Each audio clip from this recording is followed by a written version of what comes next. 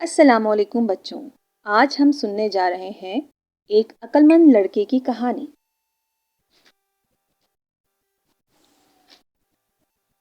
شیخ Saadi رحمۃ اللہ علیہ اللہ کے نیک بندے تھے۔ ایک مرتبہ وہ سیر کرتے ہوئے ایران پہنچے۔ جب وہ ایران کے شہر اصفہان میں داخل ہوئے تو ایک خچر پر سوار تھے۔ یہ رہا وہ خچر، ایک خچر پر سوار تھے۔ ان کے پاس ایک مرغ بھی تھا۔ انہوں نے سنا تھا کہ اس شہر کے لوگ بہت ذہین اور عقل مند ہوتے ہیں۔ انہوں نے دل میں سوچا، ان میں سے کسی کا امتحان لینا چاہیے۔ راستے سے ایک لڑکا گزر رہا تھا۔ شیخ سعدی رحمۃ اللہ علیہ نے اس سے کہا، بیٹا میری بات سنو۔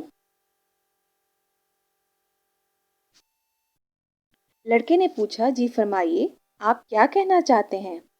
شیخ سعدی رحمۃ اللہ علیہ نے کہا، بیٹا میرے پاس صرف 2 پیسے ہیں، کوئی ایسی ترکیب بتاؤ کہ ان پیسوں میں میرے مرغ کا اور میرے خچر کا پیٹ بھر جائے۔ لڑکے نے سوچ کر جواب دیا، بہت آسان بات ہے، آپ 1 پیسے کا سردا خرید لیجئے، سردے کا گودا کھا لیجئے، چھلکے خچر کو کھلا دیجئے اور بیچ سے مرغ کا پیٹ بھی بھر جائے گا۔ شیخ سعدی رحمۃ اللہ علیہ لڑکے کی بات سن کر بہت خوش ہوئے۔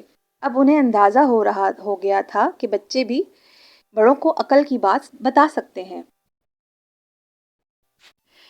شیخ سعدی کون تھے؟